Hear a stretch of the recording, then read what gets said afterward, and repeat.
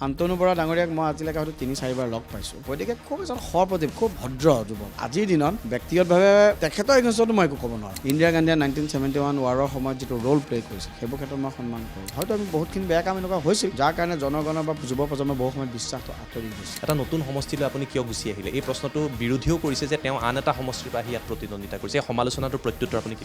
ইমান ভাল কাম আমাৰ প্ৰতিজন পাৰিষদে কৰিছে। গতিকে মোৰ কাৰণে খুব এটা সুবিধাজনক পৰিৱেশত মই নিৰ্বাচনটো খেলিছোঁ। অসমৰ বাহিৰত কোনোবা পেচেণ্ট যায়, তাত ঢুকাই তেওঁলোকে আনাৰ কথাটো যেনেদৰে হিমন্ত বিশ্ব শৰ্মাই চিন্তা কৰিছে, ছেমি কণ্ডাক্টৰৰ কথা চিন্তা কৰিছে, হিমন্ত বিশ্ব শৰ্মাই পষ্ট মেলনৰ জৰিয়তে কনচাৰ্ট টুৰিজিমৰ কথাও চিন্তা কৰিছে। আপোনাৰ বাবে কংগ্ৰেছৰ প্ৰাৰ্থীগৰাকী বা বিৰোধী মৰ্চাৰ প্ৰাৰ্থীগৰাকী কিমান প্ৰত্যাহ্বান হ'ব বা কিবা ফেক্টৰ হ'ব বুলি আপুনি ভাবেনে? ইণ্ডিয়া পাকিস্তানৰ যেতিয়া ক্ৰিকেট মেচ হয়, যেতিয়া ইণ্ডিয়া জিকে, বম অকল বিজেপিখনিয়ে নুফুটায়, বম চবেই ফুটায়। কিন্তু মই এটা কথা ক'ম, খুব অনেষ্ট হৈ থাকিম, খুব অনেষ্টলি মই ৰাইজৰ মাজত থাকি এভেইলেবল হৈ থাকিম। মই ৰাইজৰ মাজত কাম কৰিম, য'ত বিপদৰ সময়ত হওক, সুখৰ সময়ত হওক, মই ৰাইজৰ লগত থাকিম।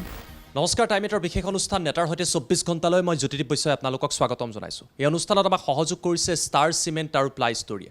বিধানসভাৰ নিৰ্বাচনলৈ মাজত মাত্ৰ কেইটামান দিন আছে আৰু এই মুহূৰ্তত ৰাজ্যৰ প্ৰতিটো প্ৰান্তত নিৰ্বাচনী প্ৰচাৰ তুংগত উঠিছে। জনতাৰ সৈতে আমি কথা পাতিছোঁ, প্ৰাৰ্থীসকলৰ সৈতে কথা পাতিছোঁ আৰু এই মুহূৰ্তত টাইম 8ৰ দল আহি উপস্থিত হৈছোহি নৱগঠিত নিউ গুৱাহাটী বিধানসভা সমষ্টিত। আৰু ভাৰতীয় জনতা পাৰ্টীৰ NDAৰ মিত্ৰজোঁটৰ প্ৰাৰ্থী হিচাপে এইবাৰ যুৱ নেতা দীপ্লুৰঞ্জন শৰ্মাক প্ৰাৰ্থিত্ব প্ৰদান কৰা হৈছে। প্ৰথমতে আপোনাক টাইম 8লৈ ধন্যবাদ। মই টাইম 8ক ধন্যবাদ জ্ঞাপন কৰিছোঁ আৰু টাইম 8ৰ সমূহ দৰ্শকক মই সেৱা দিছোঁ। মোৰ প্ৰথম প্ৰশ্নটো হ'ল, এটা নতুন সমষ্টি নতুনকৈ গঠন হৈছে আৰু আপুনি এইবাৰ মিত্ৰজোঁটৰ তৰফৰ পৰা প্ৰাৰ্থিত্ব প্ৰদান কৰা হৈছে। প্ৰচাৰত যিহেতু চলাই আছে, মাজত মাত্ৰ কেইটামান ঘণ্টা আছে, জনতাই মেণ্ডেট দিব। সমষ্টিটোত ঘূৰি প্ৰচাৰৰ আপোনাৰ অনুভৱটো কেনেকুৱা আৰু কেনেকুৱা দেখিছে প্ৰচাৰে? খুব ভাল অনুভৱ, অত্যন্ত অনুভৱ এটাই যে ৰাইজে ভাৰতীয় জনতা পাৰ্টীক বিৰাট ভাল পায় আৰু নিজৰ দল বুলি ভাবে। তেওঁলোকে বেলেগ কোনো বা অল্টাৰনেটিভ বুলি নাভাবে। এই যি 35 নং নিউ গুৱাহাটী বিধানসভা সমষ্টি, প্ৰায় 1,92,000 ভোটাৰ আছে আৰু আমি জানো যে আগতে এইটো পূব গুৱাহাটী আছিল। খুব এটা সন্মানীয় সমষ্টি আৰু অসমৰ বহু ক্ষেত্ৰত দিশ নিৰ্ণয় কৰা বহু ব্যক্তি এই ক্ষেত্ৰত থাকে, প্ৰবুদ্ধ সমাজ থাকে আৰু তাৰ লগে লগে আমাৰ এই সমষ্টিত পাহাৰ অঞ্চলো যথেষ্ট আছে। প্ৰায় আউট অফ 1,92,000 প্ৰায় 80,000 পৰা 90,000 আমাৰ ইয়াত আছে, পাহাৰ অঞ্চলত থাকে। গতিকে সকলো মিলি পেলাই এটা খুব সুন্দৰ সমষ্টি আৰু ৰাইজৰ যথেষ্ট আশীৰ্বাদ ভাৰতীয় জনতা পাৰ্টীৰ ওপৰত আছে, আমাৰ মাননীয় মোদী ডাঙৰীয়াৰ ওপৰত আছে, মাননীয় মুখ্যমন্ত্ৰী ডক্টৰ হিমন্ত বিশ্ব শৰ্মা ডাঙৰীয়াৰ ওপৰত আছে। আমাৰ খুব কনফিডেণ্ট, খুব ভালকৈ আমি জিকিম। মোৰ আন এটা প্ৰশ্ন হ'ল যে আপুনি ৰাজনীতিত অহাৰ আগতে শিক্ষা দীক্ষাৰ লগত, অধ্যয়নৰ লগত, কিতাপ প্ৰকাশৰ লগত বা অনুবাদৰ লগত জড়িত হৈ আছিল। ডক্টৰ APJ আব্দুল কালামৰ গ্ৰন্থ আপুনি অনুবাদ কৰিছে, মানে সেই প্ৰক্ৰিয়াটোৰ লগত জড়িত আছে, প্ৰক্ৰিয়াটোৰ লগত আপুনি জড়িত আছিলে।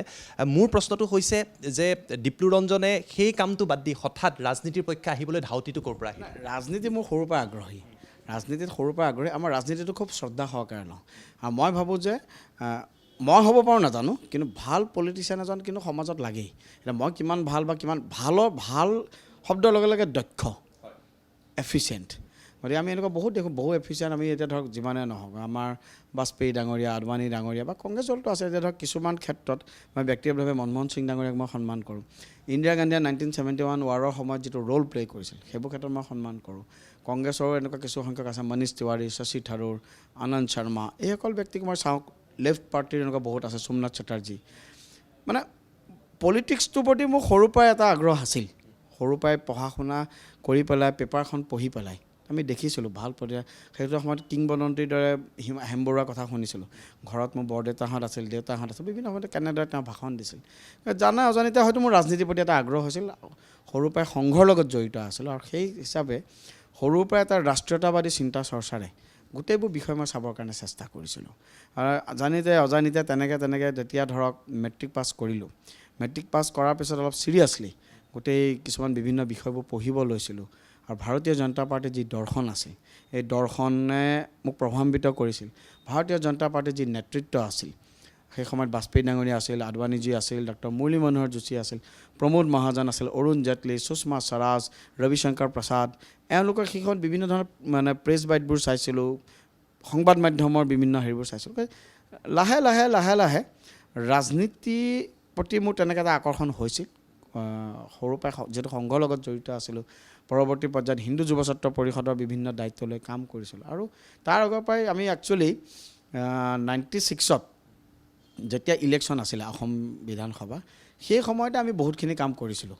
আমাৰ সেই সময়ত ৰেখা বাইদেউ ৰেখা শৰ্মা ডাঙৰীয়ানী বিধানসভাৰ কেণ্ডিডেট আছিল নাই ৰেখা বাইদেউ লোকসভাৰ কেণ্ডিডেট আছিল আৰু হয়তো ৰাজেন গোহাঁই ডাঙৰীয়া বিধানসভাৰ কেণ্ডিডেট আছিল তেতিয়াৰ পৰা আমি বহুতখিনি কাম কৰিছিলোঁ পোষ্টাৰ লগোৱাৰ পৰা আৰম্ভ কৰি আৰু মানে যি মিটিং আছিল সেই মিটিঙত ভলণ্টিয়াৰ কৰাৰ পৰা আৰম্ভ কৰি পেলাই আমি বিভিন্ন সময়ত কাম কৰিছিলোঁ মানে তেনেকৈ আমাৰ মনত এটা ভাৱ সৃষ্টি হৈছিলে 91ত পৰা পলিটিক্সটো অলপ ক্ল'জলি চাবলৈ শিকিছিলোঁ যদিও তেতিয়া স্কুলত আছিলোঁ পেপাৰ পঢ়িছিলোঁ সেই সময়ত দূৰদৰ্শনৰ সমাচাৰ চাইছিলোঁ নিউজ চাইছিলোঁ চ' পলিটিক্সটো তেতিয়াৰ পৰা অলপ ইণ্টাৰেষ্ট হৈছিলে তেনেকৈ আপুনি আহি আজি বিধায়ক পদত প্ৰতিদ্বন্দ্বিতা কৰিছে ইয়াৰ আগতে উপ নিৰ্বাচনত আপুনি চামগুৰি সমষ্টিৰ পৰা বিধায়ক হিচাপে নিৰ্বাচিত হৈছিলে বহুতে এই প্ৰশ্নটো কৰিছে যে চামগুৰি সমষ্টিত কেইটামান বছৰ থকাৰ পিছতে হঠাৎ এটা নতুন সমষ্টিলৈ আপুনি কিয় গুচি আহিলে এই প্ৰশ্নটো বিৰোধীও কৰিছে যে তেওঁ আন এটা সমষ্টিৰ পৰা আহি ইয়াত প্ৰতিদ্বন্দ্বিতা কৰিছে এই সমালোচনাটোৰ প্ৰত্যুত্তৰ আপুনি কি ধৰে প্ৰথম কথা এইটো এটা দলৰ সিদ্ধান্ত সম্পূৰ্ণৰূপে দলীয় সিদ্ধান্ত আৰু ৰাজনীতিত কেতিয়াবা কিছুমান মই চামগুৰিত আপুনি গ'লে গম পাব মই এক বছৰত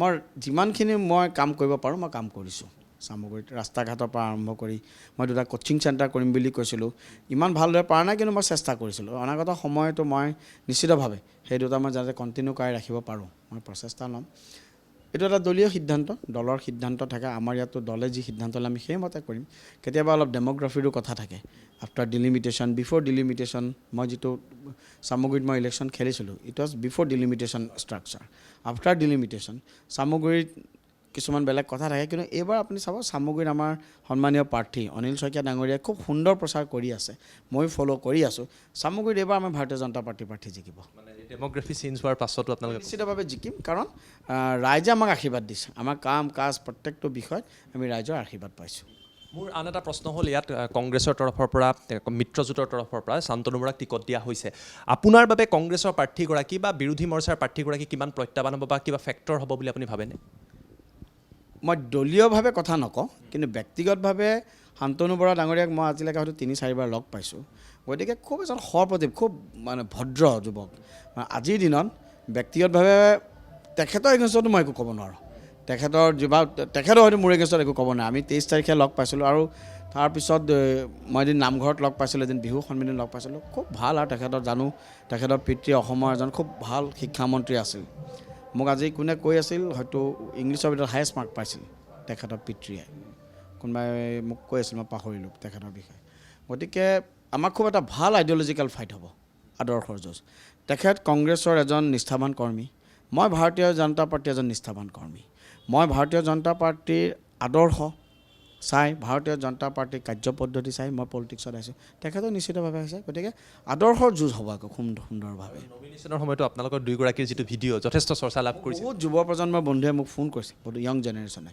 আৰু মোক এতিয়া যেতিয়া মিডিয়াই সুধিছিল মই চাওক এইটোৱে ডেম'ক্ৰেচি বাজপেয়ী ডাঙৰীয়াই যিদিনাখন বাজপেয়ী ডাঙৰীয়াই যেতিয়া প্ৰথম বেষ্ট পাৰ্লিয়ামেণ্টাৰী এৱাৰ্ডটো তেখেতে পাইছিলে মষ্ট প্ৰবলি ইট ৱাজ 94-96 তেখেতে যিটো ভাষণ আছিল সেই ভাষণত তেখেতে এটা কথা কৈছিল যে democracy is not the game of 51 and 49 only যে মোৰ 51 আছে আপুনি 49 আছে আমি মেজৰিটি আছে but democracy demand discipline mutual respect and tolerance Vajpayee ডাঙৰীয়াই কৈছিলে এইখিনি কথা মই সদায় মানুহ মই ফ'ল' কৰিব চাম বহুখিনি সময়ত গতিকে এই বস্তুটোৰে পম খেদি আমি বহু সময়ত ৰাজনীতিক পটককৈ বেয়া বুলি এটা ভিউজ চব ক্ষেত্ৰত দিয়া হয় সংবাদ মাধ্যমতে দিয়া হয় বিভিন্নজনে হয়তো আমি বহুতখিনি বেয়া কাম এনেকুৱা হৈছিল যাৰ কাৰণে জনগণৰ বা যুৱ প্ৰজন্মৰ বহু সময়ত বিশ্বাসটো আঁতৰি গৈছিল কিন্তু বহু সংখ্যক এনেকুৱা কৰ্মদক্ষ ৰাজনীতিবিদ আমাৰ কাৰণে সম্পদ উদাহৰণস্বৰূপে ডক্টৰ হিমন্ত বিশ্ব শৰ্মা আজি বা আমাৰ নৰেন্দ্ৰ মোদী ডাঙৰীয়া আমাৰ সকলোখিনি আমি যথেষ্টখিনি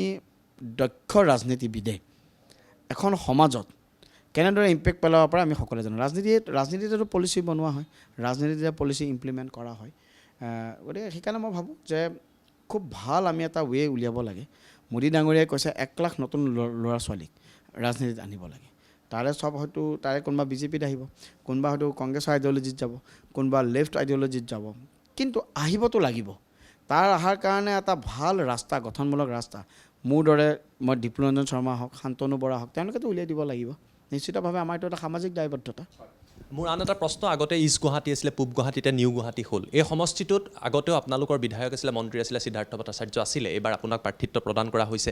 কৰিবলগীয়া কি কাম আছে? কিয়নো বানপানীৰ এটা সমস্যা আমি দেখোঁ প্ৰায়ে বিভিন্ন সময়ত উত্থাপন হয়, কৃত্ৰিম বানৰ যিটো সমস্যা এই সমষ্টিটোত লৈ। আপুনি বিধায়ক হিচাপে নিৰ্বাচিত হ'লে সমষ্টিটোৰ বাবে আপোনাৰ পৰিকল্পনা কি, আপোনাৰ সপোন বা ভিজনটো কি এই সমষ্টিটোৰ?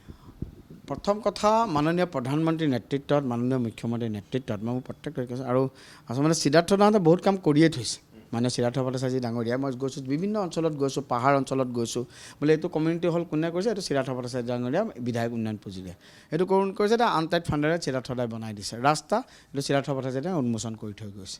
গতিকে কেন্দ্ৰ ৰাজ্য সিদ্ধাৰ্থ ভট্টাচাৰ্য ডাঙৰীয়াৰ নেতৃত্বত হোৱা কাম কাজ, আৰু শেহতীয়াভাৱে আমাৰ মৃগেন শইকীয়া ডাঙৰীয়া মেয়ৰ, তেখেতৰ নেতৃত্বত আমাৰ প্ৰতিজন কাউন্সিলাৰে, মই যেতিয়া মিটিঙত কাউন্সিলাৰসকলৰ নাম কওঁ তেওঁলোকৰ আদৰলৈ লগে লগে হাত চাপৰি মাৰে। মই ছেটিছফেকশ্যন লাগে, মানে ইমান ভাল কাম আমাৰ প্ৰতিজন পাৰিষদে কৰিছে। গতিকে মোৰ কাৰণে খুব এটা মই সুবিধাজনক পৰিৱেশত মই নিৰ্বাচনটো খেলিছোঁ। চৰকাৰে কাম কাজ কৰিছে। চৰকাৰে, মই এটা জেগাৰ পৰা আহোঁ, অৰুণোদয়ৰ পৰা আহোঁ, উদ্যমিতাৰ পৰা আহোঁ, CM ট্ৰিপুলৰ পৰা আহোঁ, নিযুত মইনাৰ পৰা আহোঁ, ৰাস্তা ঘাট, খোৱা পানী যিমানখিনি পাৰোঁ আমি দিওঁ। তাৰ লগে লগে অভাৰঅল আমাৰ ডেভেলপমেণ্ট, কাউন্সিলাৰসকল, আমাৰ সন্মানীয় বিধায়ক, এই সকলোখিনি লৈ আমি খুব সুবিধাজনক পৰিস্থিতিত আছোঁ। তাৰ মাজতো আমি কিছুমান কাম কৰিবলৈ, কিন্তু বাকী মই ভাবোঁ যে বাকী নহয়, যিখিনি কাম আমাৰ হেৰি আছে, ডেফিনেটলি কৃত্ৰিম যিটো বানপানী, কৃত্ৰিম বানপানীটোক নিয়ন্ত্ৰণৰ ক্ষেত্ৰত আজিৰ দিনত মোৰ হাতত বহুত বেছি এনেকুৱা নহয় যে মই আজিয়ে বহুত বেছি কৈ দিব পাৰিম। ভালদৰে এক্সপাৰ্টৰ লগত আলোচনা কৰি কিমানলৈকে আমি নিয়ন্ত্ৰণ কৰিব পাৰোঁ, কেনেদৰে ভিজিলেণ্ট হৈ থাকি চৰকাৰী বিভাগৰ লগত আলোচনা কৰি, আজি মই 59 নম্বৰ ৱাৰ্ডত গৈ আছিলোঁ, মই আমাৰ কাউন্সিলাৰ অসীম শইকীয়াৰ লগত আছিলোঁ। তো অসীম শইকীয়াই কৈছিলে, দাদা 1 বছৰ আগলৈকে ইয়াৰ পৰা আমি নাৱে দি মানুহ উলিয়াব লগায়, এতিয়া তাত ড্ৰেইন বনোৱা কাম আৰম্ভ হৈ গৈছে। শিলশাকুত, মই যিটো 59 ৱাৰ্ডত থাকোঁ, মোৰ ঘৰৰ সন্মুখতে শিলশাকু বিলখন, শিলশাকু বিলক লৈ পেলাই এটা পাইলট প্ৰজেক্টৰ কাম ইতিমধ্যে GMDৰ তত্বাৱধানত আৰম্ভ কৰিছে মুখ্যমন্ত্ৰী মহোদয়। গতিকে মই ভাবোঁ যে হয়তো খুব সোনকালে নিয়ন্ত্ৰণৰ ক্ষেত্ৰত, মই সমাধান বুলি কোৱা নাই, আমি বহুখিনি সফলতা আমি পাবলৈ সক্ষম হ'ম। প্ৰথম কথা খোৱা পানীৰ কথা থাকিব কিছু সংখ্যক ক্ষেত্ৰত, কিন্তু নিশ্চিতভাৱে আপোনাৰ পিছত মই আকৌ আহিম যে যোৱাকালি মুখ্যমন্ত্ৰী মহোদয় এটা আশাৰ সঞ্চাৰ কৰিছে গুৱাহাটীবাসীৰ মাজত, ভূমিপট্টা সকলোখিনি লৈ পেলাই। তেখেতে কৈছে যে পাহাৰ অঞ্চলত যিসকল লোক আছে, প্ৰতিজন অসমীয়া ভাৰতীয় ভূমিপট্টা পাব। প্ৰত্যেকটো ৱাৰ্ডত তেখেতে ঘোষণা কৰিছে 20 কোটি টকাকৈ দিব ৰাস্তা বনাবৰ কাৰণে। গতিকে এইটো ক্ষেত্ৰত আৰু প্ৰত্যেকটো ৱাৰ্ড যিখিনি বাকী আছিলতো এইটো কথাই নাই আৰু, কিন্তু হৈ যাব। 3 নম্বৰ, তেখেতে খুব এটা ভিজনেৰী তেখেতে এটা কৈছে যে প্ৰত্যেকটো ৱাৰ্ডত এটা ডিজিটেল লাইব্ৰেৰী আৰু পুথিভঁৰাল নিৰ্মাণৰ বাবে। মই যেতিয়া প্ৰতিটো ৱাৰ্ডত গৈছিলোঁ, মই তাৰ অভাৱ অনুভৱ কৰিছিলোঁ। বহুত উন্নয়ন সমিতিয়ে মোক লিখিছিলে এটা পুথিভঁৰাল লাগে। আৰু দাদা চাওক, যিমানে আমি আৰ্টিফিচিয়েল ইণ্টেলিজেঞ্চৰ যুগত নাহোঁ কিয়, যিমানে কম্পিউটাৰৰ যুগত নাহোঁ কিয়, কিতাপ গ্ৰন্থ অধ্যয়নৰ কোনো বিকল্প নাই। সমাজৰ যুৱ প্ৰজন্মক যদি সঠিক পথত লৈ যাব লাগে, গ্ৰন্থ অধ্যয়ন লাগিব। মই কেইদিনমান আগতে ব্ৰিটেইনৰ এডুকেশ্যন ছেক্ৰেটাৰী আছিল ব্ৰিজিট ফিলিপছন, তেখেতৰ এটা মই ইণ্টাৰভিউ পঢ়িছিলোঁ।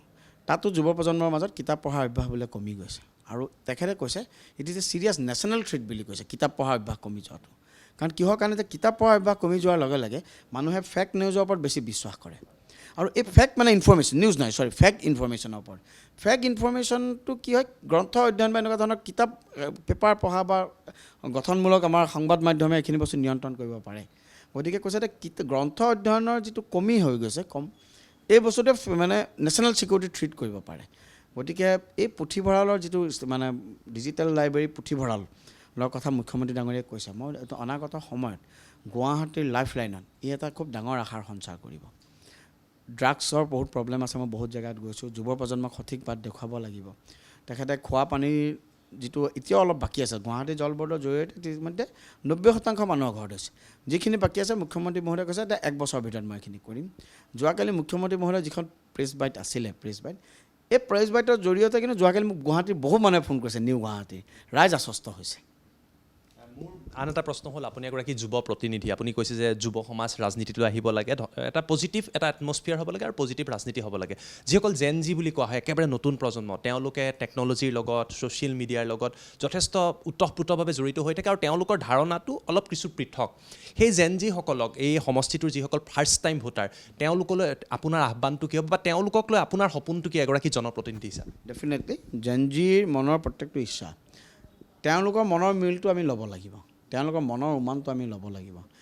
আৰু প্ৰত্যেকটো মই প্ৰথমতে জেন জি সকলোকে অনুৰোধ জনাম যে নিজৰ কেৰিয়াৰটো ভাল হৈ গ'লে নিজৰ মাক বাপেকে এজন ভাল সন্তান হ'ব লাগিব আৰু তাৰ লগে লগে এজন প্ৰবল স্বাভিমানী ভাৰতীয় প্ৰবল স্বাভিমানী অসমীয়া হ'ব লাগিব। মই নাম নকওঁ, মই কেইদিনমান আগতে মই দুজনমান বিশিষ্ট ব্যক্তিক লগ কৰিব গৈছিলোঁ। তেখেতসকলৰ পুত্ৰক লগ পাইছিলোঁ, আমেৰিকাত পঢ়ি আছে। ইমান সুন্দৰকৈ অসমীয়া সাহিত্যৰ কথা কৈছে। বষ্টন ইউনিভাৰ্চিটি নে ক'ত পঢ়ি আছে। আমি আধা ঘণ্টা সময় আমি বিভিন্ন অসমৰ সাহিত্য জগতৰ কথা ওলালোঁ। তেনেকুৱাতো তেওঁতো আমেৰিকাত উচ্চ শিক্ষিত যুৱক, তেওঁতো অসমৰ সাহিত্য সংস্কৃতি। গতিকে যিমানে আমি জেন জি নহওঁ কিয়, আমি আজি চাওক মোদী আমাৰ হিমন্ত বিশ্ব শৰ্মা ডাঙৰীয়াৰ নেতৃত্বত আমি কি মেলন আছিলে মোৰ ইমান আইডিয়া নাই, আমি কনচাৰ্ট টুৰিজিম আৰম্ভ কৰিছোঁ ইয়াত, পষ্ট মেলনক আমি আনিছোঁ। আমি জেন জিৰ কথা চিন্তা কৰোঁ, আমি অসমত কনচাৰ্ট টুৰিজিমৰ কথা চিন্তা কৰিছোঁ। আমি অসমত যেনেকৈ অৰুণোদয়ৰ কথা কৈছোঁ, আমি অসমত যেনেকৈ নিযুত মইনাৰ কথা কৈছোঁ, আমি অসমত যেনেকৈ উদ্যমিতাৰ কথা কৈছোঁ, যেনেকৈ ডক্টৰ হিমন্ত বিশ্ব শৰ্মা ডাঙৰীয়াই চিন্তা কৰিছে যে অসমৰ বাহিৰত কোনোবা পেচেণ্ট যায় তাত ঢুকায়, তেওঁলোকে আনাৰ কথাটো যেনেদৰে হিমন্ত বিশ্ব শৰ্মাই চিন্তা কৰিছে, ছেমি কণ্ডাক্টৰৰ কথা চিন্তা কৰিছে, হিমন্ত বিশ্ব শৰ্মাই পষ্ট মেলনৰ জৰিয়তে কনচাৰ্ট টুৰিজিমৰ কথাও চিন্তা কৰিছে। গতিকে মই জেন জিৰ প্ৰতি মই এটাই ৰিকুৱেষ্ট, নিজৰ ভৰিৰ ওপৰত নিজে থিয় দিব লাগিব, উঠি ভাঙি যাব নালাগিব, নিজৰ কেৰিয়াৰ নিজে বনাব লাগিব, ভাল সন্তান হ'ব লাগিব। তাৰ লগে লগে সমাজৰ প্ৰতি যিটো দায়িত্ববোধ, মই আপোনাৰ মোৰ দুটা সৰু উদাহৰণ ক'ম। মই যেতিয়া মেট্ৰিক দিছিলোঁ, আমিতো একাডেমিকেলি ব্ৰিলিয়েণ্ট ষ্টুডেণ্ট নহয়, তাত দুদিনৰ পিছত সেই সময়ত আমাৰ দিনত ষ্টেণ্ড কৰিছিলে। এগৰাকী ছোৱালী আছিল, 4 নম্বৰ হৈছিল নেকি, আৰু এগৰাকী 2 নম্বৰ হৈছিল। তেওঁলোকক মহাপুৰুষ শ্ৰীমন্ত শংকৰদেৱৰ কৰতল কমল কমল দল নয়ন এই কবিতাটোৰ বিষয়ে তেওঁলোকক অলপ সুধিছিল, মহাপুৰুষ দুজনৰ বিষয়ে কিবা কিবি কথা ক'লে, তেওঁলোকে খুব সুন্দৰকৈ উত্তৰ দিছিল। মই এইটো বস্তু সমালোচনা কৰিব জানে, প্ৰায় 4 নে 5 বছৰৰ আগত মই এজন ইণ্টাৰভিউ চাইছিলোঁ সেই মেট্ৰিকত ষ্টেণ্ড কৰা ল'ৰা এজনৰ। তেখেতক যেতিয়া সুধিলে, তেখেতে কিন্তু গুৰুজনাৰ বিষয়ে ক'ব নোৱাৰিলে। আমি যদি আমাৰ সংস্কৃতিটো নাজানো, দেৱকান্ত বৰুৱা ডাঙৰীয়াই মহাপুৰুষ শ্ৰীমন্ত শংকৰদেৱ কিতাপখন, মহেশ্বৰ নায়ক ডাঙৰীয়া কিতাপখনত যিটো পাতনি লিখিছে, 1.5 পেজৰ পাতনি, মই 1.5 পেজৰ পাতনিটোত বহুতখিনি আমাৰ সমাজৰ কথা লিখা আছে। দেৱকান্ত বৰুৱা ডাঙৰীয়াক মই এজন পলিটিচিয়ান হিচাপে নহয়, বহুত সাহিত্যিক হিচাপে। তাত তেখেতে লিখিছে, কোনোবা দেশৰ যদি বুৰঞ্জী জানিব লাগে তেনেহ'লে সেই দেশৰ সভ্যতা আৰু সংস্কৃতি অধ্যয়ন কৰিব লাগে। বুৰঞ্জীৰ কাল চমু, সভ্যতা আৰু সংস্কৃতি জুঙমীয়া। গতিকে আমি যিমানেই নহওঁ কিয়, জেন জি নহওঁ কিয়, এআইৰ যুগত আমি নাযাওঁ কিয়, নিজৰ সভ্যতা নিজৰ সংস্কৃতি, আমি জাপানীজসকলৰ পৰা এইটো শিকিব লাগে, আমি চাইনিজসকলৰ পৰা এইটো শিকিব লাগে। নিজৰ দেশখনৰ প্ৰতি, নিজৰ জাতিটোৰ প্ৰতি আমি পূৰা কৰিব লাগিব। এই কথা আমাৰো দায়িত্ব থাকিব। ইংৰাজীত এটা কথা আছে, পাৰ্ট টাইম পেট্ৰিয়টিজম। দেশপ্ৰেম চবৰে আছে জাতিটোৰ প্ৰতি। মোক এজন মানুহে কৈছিল, ডিপ্লু তহঁতে চাহ, ইণ্ডিয়া পাকিস্তানৰ যেতিয়া ক্ৰিকেট মেচ হয়, যেতিয়া ইণ্ডিয়া জিকে, বম অকল বিজেপিখনিয়ে নুফুটায়, বম চবেই ফুটায়। So' this is part time patriotism. এই পাৰ্ট টাইম পেট্ৰিয়টিজমটোক গতি কৰি লৈ পেলাই সংগঠিত কৰি আমি যদি আগবঢ়াই লৈ যাব পাৰোঁ, সেইটো ক্ষেত্ৰত মোৰো দায়িত্ব থাকিব। আৰু জেন জিসকলৰ প্ৰতি মোৰ সেইটোৱে দায়িত্ব, আহ্বান থাকিব,